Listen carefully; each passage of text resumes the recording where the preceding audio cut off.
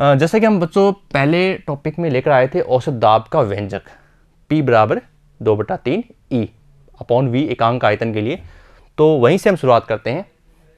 जैसे अब प्रति मोल गैस की जो माध्य गति ऊर्जा होती है उसका मान कैसे निकालें, चलो बात करते हैं। E/N प्रति मोल, ये N यहाँ लिया है, हो सकता है बुक्स के अंदर ये लिखा हो जिसे हम बोलते हैं म्यू का निशान, तो N भी क्या होता है, म्यू का निशान होता है। तो हमने यहाँ N लिखा है तो कोई दिक्कत नहीं है, N भी क्या है, मोल, और अपनी किताब में ही निशान लिखा होगा शायद, आप देख लेना, तो वो भी क्या है, मोल होता है। तो आप कहीं कंफ्यूज मत होना, ठीक है। ये भी मोल है और ये भी म्यू भी मोल है। तो औसत ऊर्जा बटा में क्या है, N है, और 3/2 PV, यहाँ भी हमने क्या लगा दिया, N लगा दिया। यानी ऊर्जा का मान तो हम पहले से लेकर आ गए, जो पहले हमने वीडियो प्राप्त किया था उसमें से हमने ये मान रखा और बट्टा में दोनों के N लगा दिए। अब ये मत सोचना कि 3/2 PV कहाँ से आ गया, ये हमने फर्स्ट वीडियो से ये सारे मान लिए हैं। ये वैल्यूज क्या होते हैं, एक दूसरे में घुसती जाएंगे आगे की ओर। तो P बराबर NRT ये होता है आदर्श गैस समीकरण। तो इसमें देखिए आप RT बराबर PV/N हो गया, N को हम बट्टा में ले आए N, ठीक है। अब PV/N बराबर क्या होता है, RT होता है, और इसमें देखो PV/N लिखा हुआ है तो यहाँ भी क्या आ जाएगा, RT आ जाएगा। तो E/N यानी प्रति मोल, N बट्टा में इसका मतलब इसको बोलेंगे प्रति मोल, E है मतलब औसत ऊर्जा, औसत ऊर्जा हो जाएगी, वो भी कौन सी, गतिज ऊर्जा, बराबर 3/2 RT। ये सूत्र दिमाग में फिट कर लीजिए आप, E/N बराबर 3/2 RT। और यहाँ जो R है ना बच्चों, वो क्या है, गैस नियतांक है, और उसका मान भी दिमाग में डाल लीजिए 8.31 joule into mall inverse kelvin inverse. ये मान आपके बार बार काम आने वाला है। चलो बच्चों, अभी हमने पढ़ा कि E/N, अभी E क्या है, अभी से हमने कहा था क्या है, ऊर्जा है, कौन सी, गतिज है ना, तो ये लीजिए 1/2 mc², और बट्टा में क्या है, N है, यहाँ भी N है, यहाँ भी N है। और इस मान को अभी हमने प्रूफ किया था, इस मान के बराबर 3/2 RT। जैसे मैंने आपको बताया कि जो पूरा चैप्टर है वो इसी ABCD में चलता जाएगा, तो आपको हर टॉपिक को ध्यान से सुनना है और समझना है। अब ये हमने पहले प्रूफ किया इसके बराबर, अब हमने इसको खोल दिया और इसको बराबर रख दिया, ठीक है। अब जैसे कि आप जानते हैं, ये पिछली वीडियो में भी आया था कि N बराबर कैपिटल M/Ma क्या होता है, गैस अनुभार होता है। तो अब हम क्या करें, चलो करते हैं। स्मॉल n की जगह आपको ये रखना है M/Ma, यानी यहाँ रखना है इस n की जगह M, और बट्टा में क्या आएगा, Ma। Ma जाएगा ऊपर, क्योंकि देखो बट्टा में आ गया ना, तो Ma जाएगा ऊपर, ये लीजिए Ma आ गया ऊपर। अब यहाँ मत लिखना, समझ गए। और ये M पहले से यहाँ पर, और ये हो गया C²। अब क्या करेंगे, इस M से इस M को कट कर देंगे, तो ये क्या बचेगा, 1/2, यहाँ देखिए आप इसमें 1/2 MaC², ये C² है बच्चों ऐसे, ठीक है, बराबर क्या आ गया, 3/2 RT। ये एक महत्वपूर्ण सूत्र बना है यहाँ से आगे की ओर। चलो आगे बात करते हैं। अब इसमें जो Ma लिखा हुआ था ना, जो Ma लिखा हुआ था उस Ma को ले गए हम बट्टा में, 3/2 RT, ऊपर Ma इधर गुणा में था तो बराबर के इस साइड पक्षांतरण किया, क्या आ गया, बट्टा में आ गया Ma। और प्रति ग्राम किलोग्राम माध्य गति ऊर्जा, यानी ये जो यहाँ जो आपको प्राप्त हो रहा है ना, इसको कहते हैं बच्चों प्रति ग्राम या किलोग्राम माध्य गतिज ऊर्जा कहते हैं। अभी हमारा टॉपिक पूरा नहीं हुआ, ये आगे और चलेगा, लेकिन इस मान को कहते हैं प्रति ग्राम या किलोग्राम माध्य गतिज ऊर्जा, प्रति अणु माध्य गति ऊर्जा।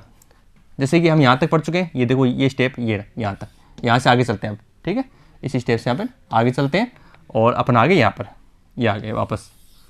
अब क्या करेंगे, अब ये जो Ma है, जैसे मैंने पिछले वीडियो आपको बताया था, इस Ma को आप लिख सकते हो M क्या है, एक अणु का, छोटे का, टोटल कितने हैं, N है, लेकिन देखो यहाँ A लिखा हुआ, तो हमें जो आणविक भार के लिए यहाँ A लिखा हुआ, तो हमें यहाँ भी A लिखना होगा। ये लीजिए, हमने इस Ma की जगह स्मॉल m इंटू Na लिख दिया। चलो आगे बढ़ते हैं। अब ये जो M है ना, ये बट्टा में, इसको इधर ले जाओ आप, इस साइड ऊपर ले आओ, तो हो जाएगा 1/2 mc² बराबर 3/2 RT/Na। ओके, अब एक खास चीज़ आएगी इसमें, R/Na, और एक ये नाम आपको दिखाई देगा K। इस K को बोलते हैं वोल्टजमान नियतांक। क्या बोलते हैं, वोल्टजमान नियतांक, वोल्टजमान वैज्ञानिक का नाम है। तो ये जो R/Na लिखा हुआ है, ये इस चैप्टर के अंदर एक महत्वपूर्ण सूत्र है, क्योंकि ये बिल्कुल आपको कंफ्यूज कर देगा कि कौन सा सूत्र कहाँ चला गया।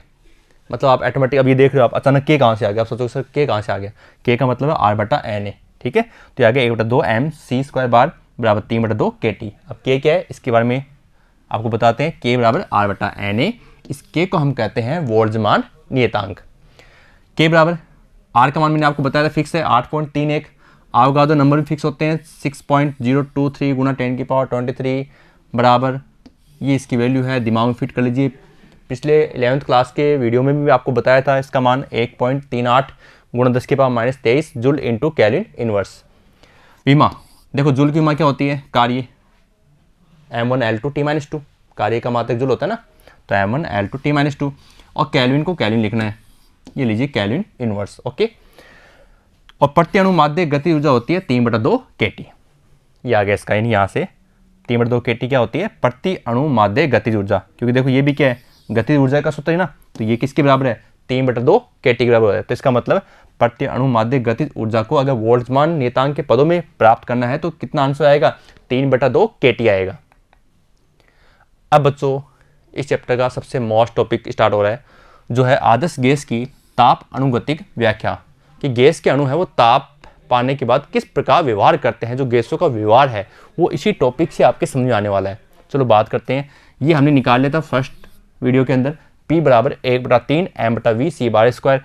m/v को घनत्व बोलता है वो पता ही है, लेकिन हमें यहाँ नहीं लिखना, इस v को ऊपर ले जाओ आप, ये आ गया PV बराबर 1/3 mc²। ठीक है, अब आदर्श गैस समीकरण क्या होती है, P बराबर nRT होती है, यहाँ भी P लिखा हुआ है, ठीक है, तो P बराबर क्या होती है, nRT, तो यहाँ लिख दीजिए nRT, तो nRT बराबर ये मान हो जाएगा 1/3 mc²।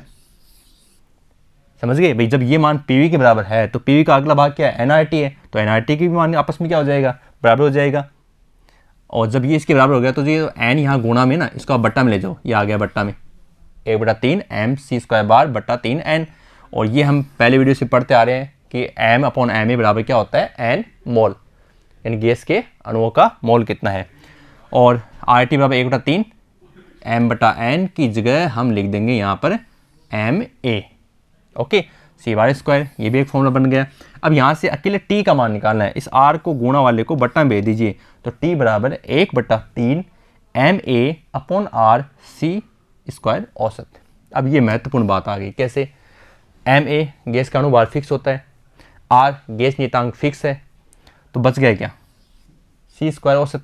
तो इसका मतलब ये आप ध्यान में फिट कर लीजिए कि c² औसत के समानुपाती होता है t, यानी किसी गैस के अणुओं को जब टेम्परेचर मिलता है, सीधी सी बात, दिमाग में डायलॉग याद रखिए कि आग लगती है तो लोग भागते हैं, तो वैसे ये है कि अगर पात्र में आग लग गई तो गैस के अणु क्या करेंगे, भागेंगे, यानी ताप मिलने पर गैस के अणुओं का वेग बढ़ जाता है और स्क्वायर के रूप में बढ़ता है, यानी तेजी से बढ़ता है।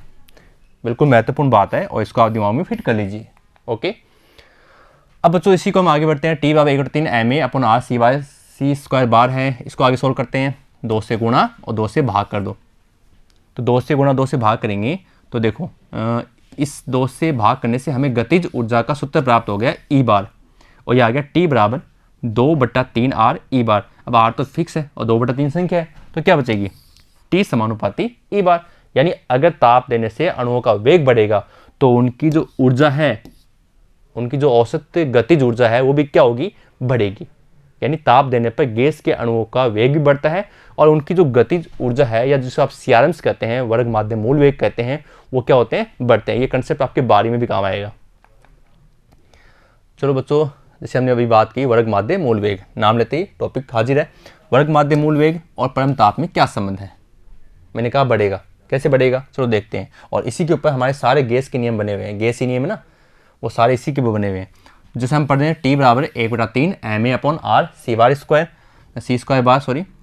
बराबर 3 RT/ma, ये हम पहले लिख भी चुके हैं और यहाँ से बना सकते हैं। देखो 3R ऊपर चला गया, 3 RT, ma आ गया बट्टा में, पहले पढ़ भी चुके हैं अपन ये टॉपिक, ठीक है, ये सूत्र पहले भी आ चुका है और यहाँ से बना सकते हो, 3R को ऊपर ले जाओ, ठीक है, और ma को बट्टा में ले आओ, तो ये आ गया c² औसत बराबर 3 RT/ma। अब CRMs, इसे हम क्या कहते हैं, CRMs कहते हैं, क्योंकि C वेग माध्य का वर्गमूल इक्वल क्या होता है, CRMS होता है, ये लीजिए, ठीक है।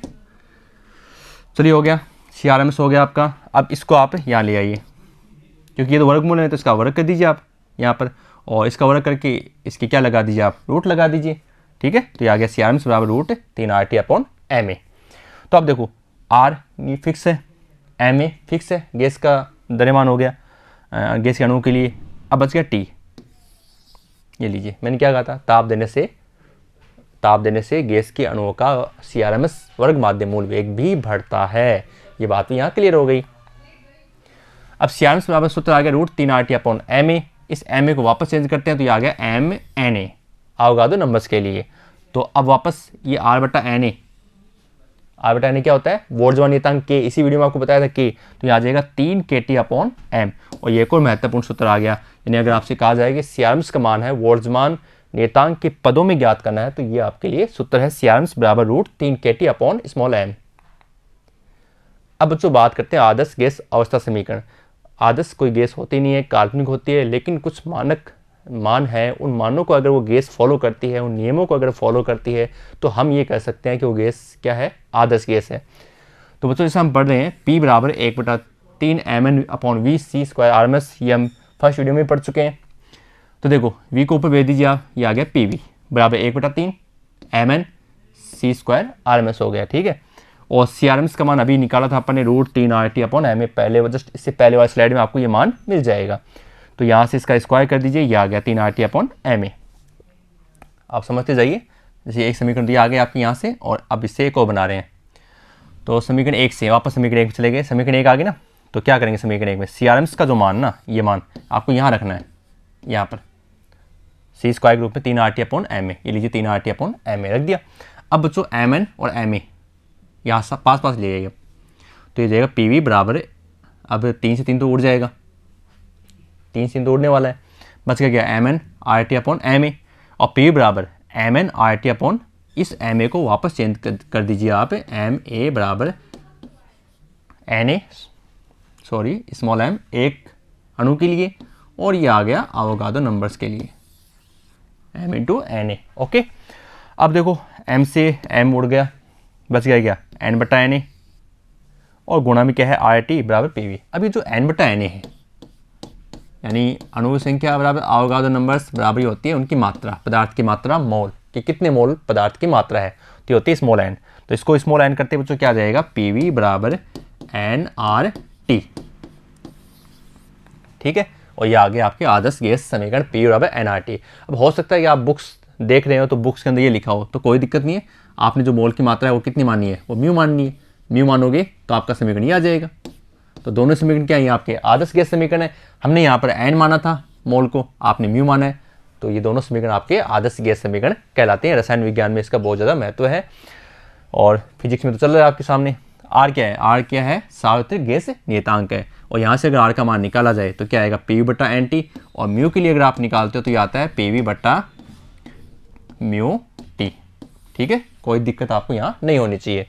अतः आदर्श गैस के दाब P, आयतन V तथा परमताप T, PVT, ये वो होते हैं जो थर्मो की डेफिनेशन बदलते हैं, यानी उसका अध्ययन करते हैं। ऊष्मागतिकी का अध्ययन करने के लिए P दाब, V आयतन और ताप T का ही सारा व्यवहार, सारा खेल मतलब किसका है, PVT का है, और ये थर्मो के लिए सबसे ज़्यादा महत्वपूर्ण है, थर्मो यानी ऊष्मागतिकी के लिए। तो परमताप T हो गया और दाब P हो गया, आयतन V हो गया, इनका जो मध्य संबंध है उसे हम क्या कहते हैं बच्चों, आदर्श गैस की अवस्था समीकरण कहते हैं। अब बात करते हैं उन गैसीय नियमों की जिनके आधार पर हम इन्हें आदर्श गैस कहते हैं। तो बच्चों सबसे पहले है बॉयल का नियम। अब पहले मैं इसमें मैथमेटिक्स समझाऊंगा ताकि आपको वो नियम समझ में आ जाए। जैसे कि आप पढ़ रहे हैं P बराबर 1/3 mn/v/CRMS²। तो इसमें जो mn है और बट्टा में v है, v को ऊपर ले जाइए आप, PV कोई दिक्कत नहीं है, बराबर 1/3 mn/CRMS²। अब T अगर नियत है बच्चों, T नियत है तो CRMS क्या होगा, नियत होगा भाई, ये दोनों मान तो क्या है, फिक्स हो गए। तो अगर T नियत है तो CRMS भी नियत होगा। क्यों होगा, क्योंकि CRMS² समानुपाती T, ये हम बार बार पढ़ रहे हैं ताप अनुगतिक व्याख्या गैस के लिए। तो CRMS क्या होता है, ताप के समानुपाती होता है। मैंने बताया था कि ताप देने पर ये जो गैसों का वर्ग माध्य मूल वेग है वो बढ़ता है, और आपको बताया था CRMS समानुपाती √T, ऐसे बताया था आपको। तो आप इसका स्क्वायर कर दीजिए, स्क्वायर करोगे तो इसका रूट हट जाएगा और यहाँ पर स्क्वायर आ जाएगा, और ये इक्वेशन आ जाएगी। तो ये इसके समानुपाती है, ठीक है। तो इसका मतलब भाई जब ये इसके समानुपाती है भाई, PV समानुपाती क्या है, C² RMS और जो CRMS है वो समानुपाती है किसके, T के। और तो PV समानुपाती क्या हो गया, T हो गया। T क्या है, नियत है, तो क्या बचेगा PV बराबर नियत, और ये आपका नियम है, तो P समानुपाती 1/V। बस, तो इस नियम के अनुसार नियत ताप पर, फर्स्ट बात पर किसी गैस के निश्चित द्रव्यमान का आयतन, ये दूसरी बात हो गई, उसकी दाब, ये तीसरी बात हो गई कि व्युत्क्रमानुपाती होता है। यानी दोनों में कोई भी लाइन आप लिख दोगे तो कोई दिक्कत नहीं, आपको तो ये ध्यान रखनी है कि PV बराबर क्या है, नियत है। अगर PV बराबर नियत है तो आप या तो इसको लिख दीजिए P समानुपाती 1/V या V समानुपाती 1/P। ठीक है, यानी आप ये कह सकते हैं दाब और आयतन परस्पर क्या है, व्युत्क्रमानुपाती हैं। ये इनकी ग्राफ है, दाब को बढ़ाओगे तो आयतन घटेगा, आयतन को बढ़ाओगे तो दाब घटेगा। और अगर आप हो सकते हैं किताब में कुछ आपको ऐसा ग्राफ मिल रहा है तो वो उसी केस में मिलेगा कि आप दूसरे को परस्पर पूरा का पूरा, ऐसे ये है, यहाँ P आ गया और यहाँ आप 1/V लोगे तब समानुपाती मिलेगा। यानी 1/V के तो क्या है, समानुपाती है ना, तो ये हो गया आपके P और V के मध्य, ये P और 1/V के मध्य। इसी प्रकार आप V और 1/P के लिए भी इस प्रकार ग्राफ प्राप्त कर सकते हैं। ओके, तो ये आपका पहला नियम हो गया बॉयल का नियम। दूसरा नियम पढ़ते हैं बच्चों, चार्ल्स का नियम। चार्ल्स के नियम में वापस वही समीकरण ले आओ, V को ऊपर ले जाओ, PV आ गया 1/3 CRMS स्क्वायर, समीकरण वही है, दोबारा देखिए P बराबर 1/3 अपन V C स्क्वायर RMS। यहाँ फिर सॉल्व करते हैं, PV समानुपाती क्या है, C स्क्वायर RMS है, ये किसके ऊपर डिपेंड है, T पर डिपेंड है।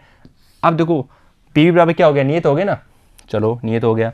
अब PV बराबर समानुपाती, PV समानुपाती क्या हो गया, T हो गया भाई, ये जब इसकी नियत है, अब P को आप क्या कर देंगे, नियत मान लो, तो नियत मानेंगे तो V समानुपाती T। ये आपका नियम बन गया कि अगर किसी गैस का दाब नियत है तो आयतन क्या होगा, ताप के समानुपाती होगा। तो इस नियम के अनुसार नियत दाब पर P को आपने नियत मान लिया, पर किसी निश्चित द्रव्यमान की गैस का आयतन यानी V उसके परम ताप T के समानुपाती होता है, यानी V समानुपाती T, और ये हो जाएगा इसका ग्राफ।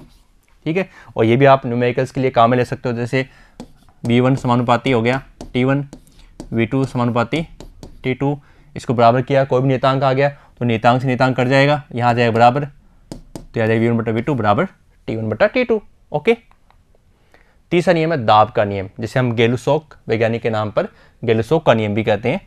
ये हम पढ़ रहे हैं बार बार कि PV समानुपाती CRMS स्क्वायर, CRMS स्क्वायर समानुपाती T, तो PV समानुपाती हो गया T। सेम वही कंडीशन है, पहले उसमें दाब को नियत किया, इस बार आप V को नियत कर दीजिए आप, तो V को नियत करोगे तो क्या बचेगा, P समानुपाती T, यानी दाब और ताप क्या हो गया आपस में समानुपाती, एक को बढ़ाओगे तो दूसरा भी बढ़ेगा।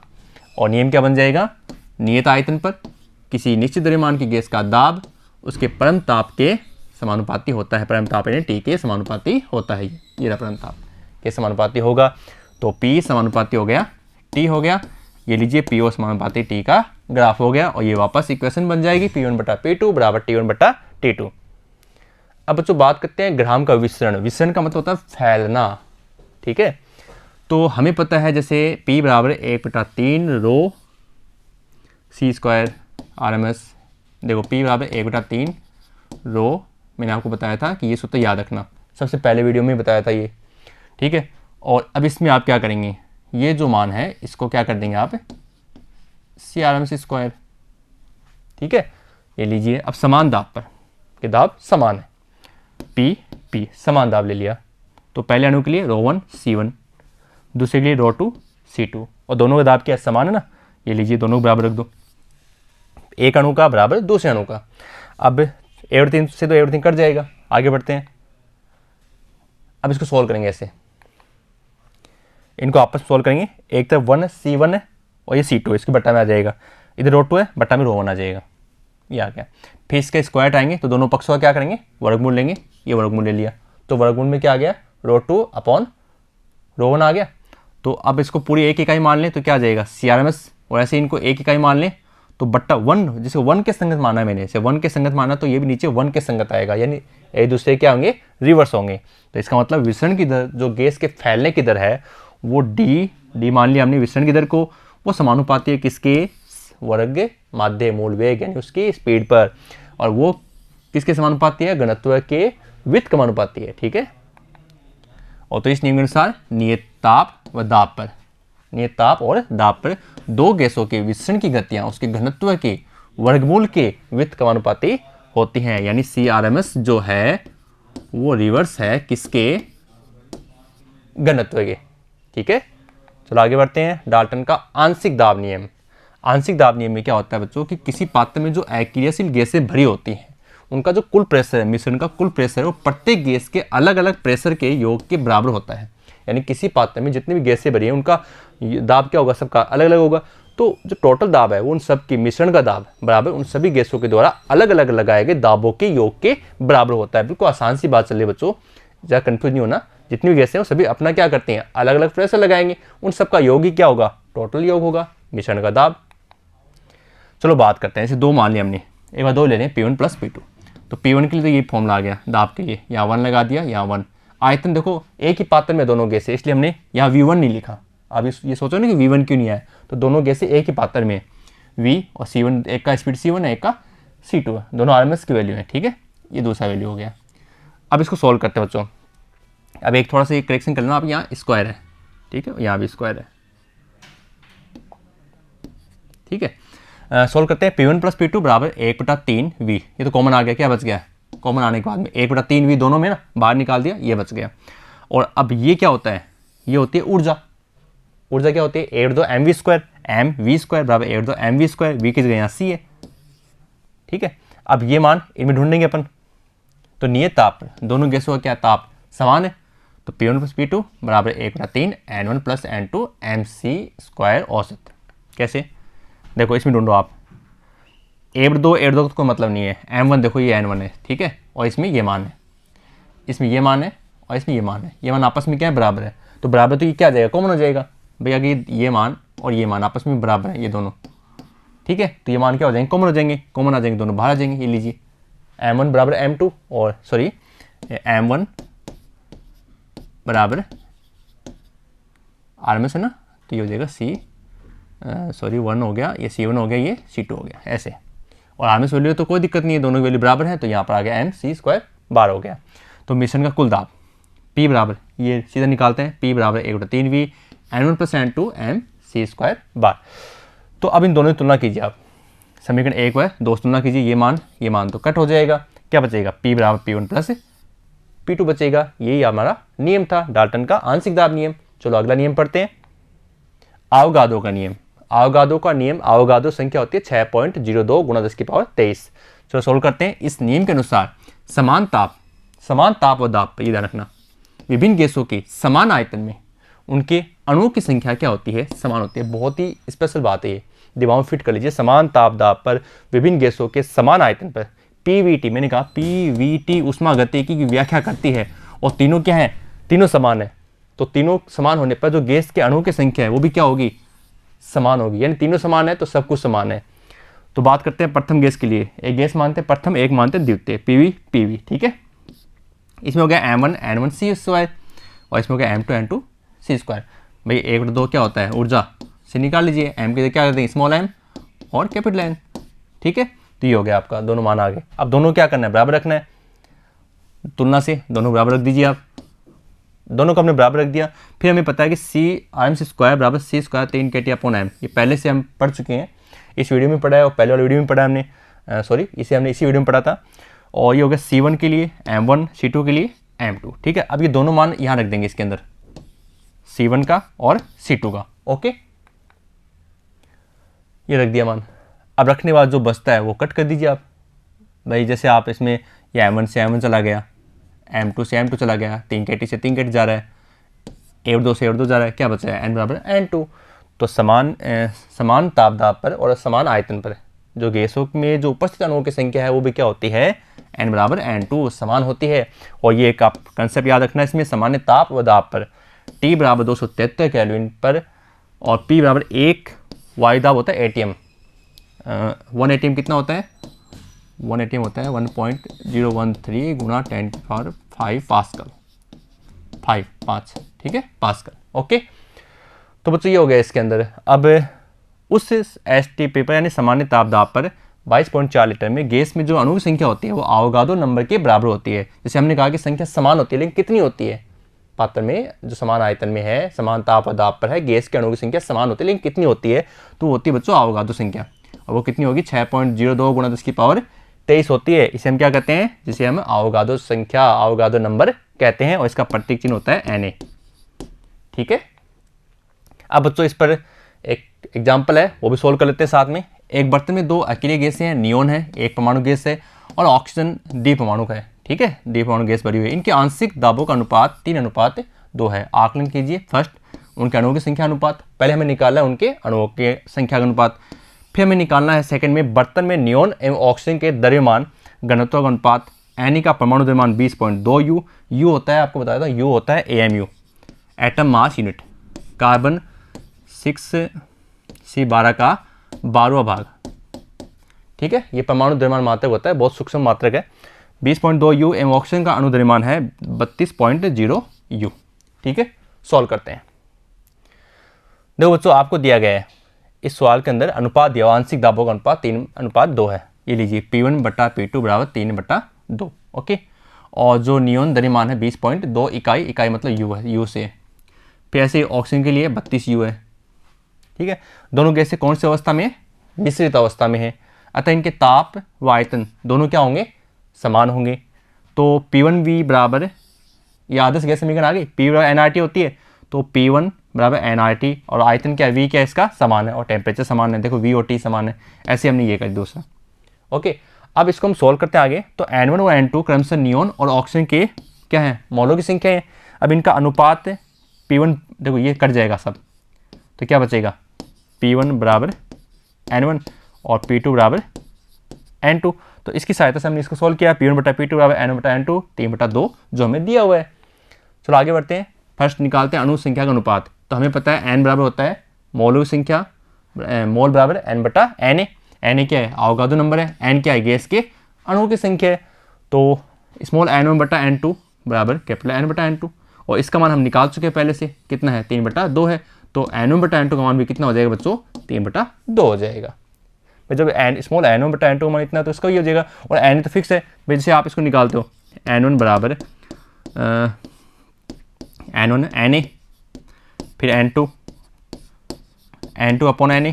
ठीक है, अब Na से Na कट जाएगा, क्या आ जाएगा? N1/N2।